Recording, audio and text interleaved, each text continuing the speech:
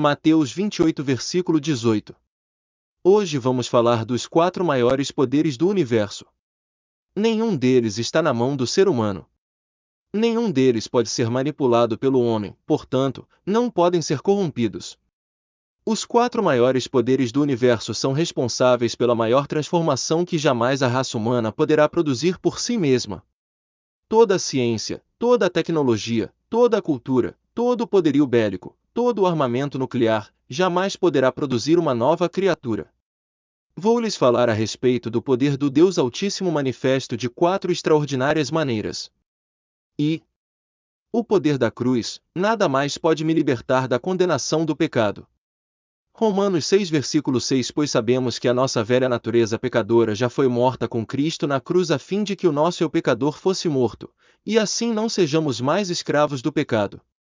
Você já ouviu a frase, todo homem é inocente até que se prove o contrário? Isso é uma linguagem forense.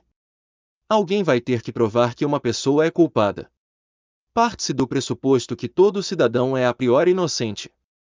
Mas quando vemos a questão do ponto de vista de Deus, o panorama é totalmente o inverso, todos são culpados até que alguém pague a dívida. Agora, você sabe o que mais me impressiona quando leio nos evangelhos a paixão de Cristo? O Império Romano podia mandar fazer uma cruz, mas não podia forçar Jesus a deitar-se nela. Poderia mandar fazer pregos de ferro, mas não poderia forçar Jesus a abrir suas mãos para que fossem perfuradas. O Império Romano poderia colocar Jesus entre 2 ladrões, mas não poderia forçá-lo a perdoar um deles oferecendo-lhe a vida eterna gratuitamente. A cruz de Cristo é uma das maiores demonstrações do poder de Deus para a redenção do homem. Mas o que há de tão poderoso na cruz de Cristo? Primeiramente, a cruz é um misterioso paradoxo, porque ao mesmo tempo em que se vê nela uma violência, vê-se também uma profunda declaração de amor divino ao ser humano. Ali, o santo toma o lugar do pecador, o inocente, o lugar do culpado, o justo, o lugar do transgressor. Na cruz de Cristo, a dor de um se transforma em alívio da angústia de muitos, a ferida de um é o remédio para a enfermidade de muitos, o castigo de um se torna a justiça de muitos. A maravilha do poder de Cristo. 2. Em segundo lugar, a cruz de Cristo resolve o mais profundo e insolúvel problema de Deus. Ele ama o ser humano, mas o amor de Deus é santo. Ele nunca pode amar alguém abrindo mão da sua santidade. Ele somente pode relacionar-se com pessoas santas. Daí o problema: como conviver com pecadores sem comprometer sua santidade? Como julgar e condenar pecadores por meio de sua justiça sem frustrar o seu amor pela raça humana? A Bíblia nos fala de um fato universal: todos pecaram.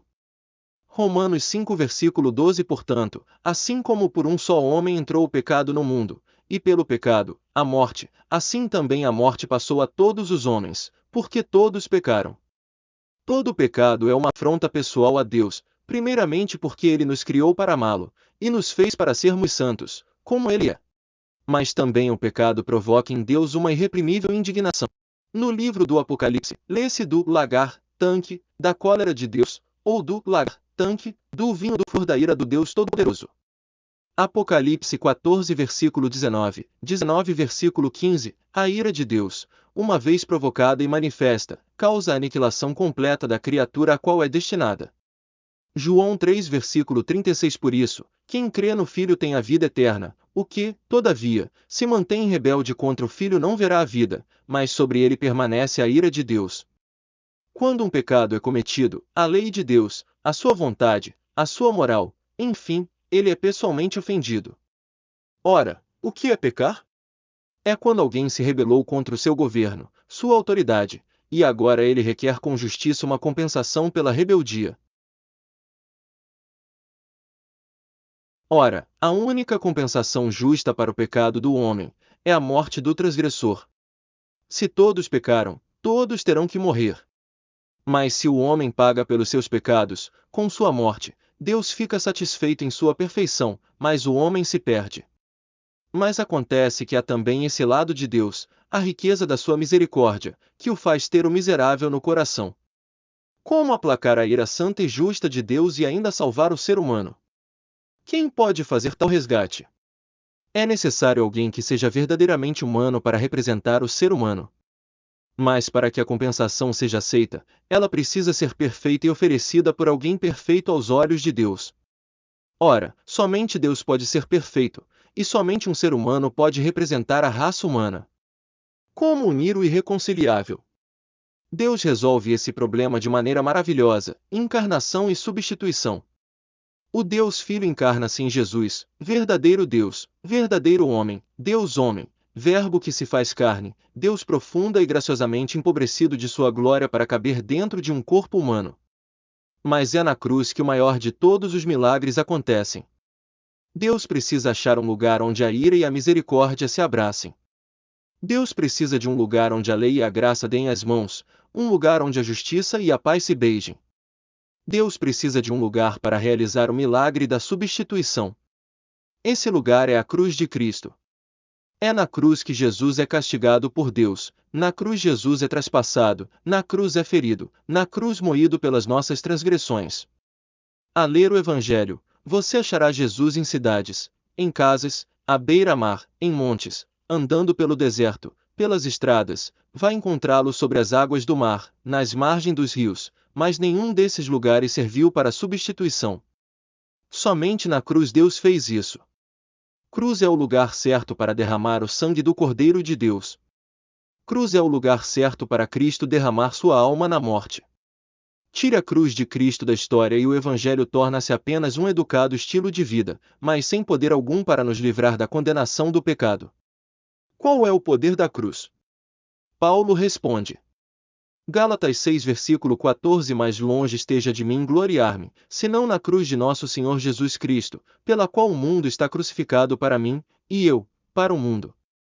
Colossenses 2 versículo 14 Anulou a conta da nossa dívida, com os seus regulamentos que nós éramos obrigados a obedecer.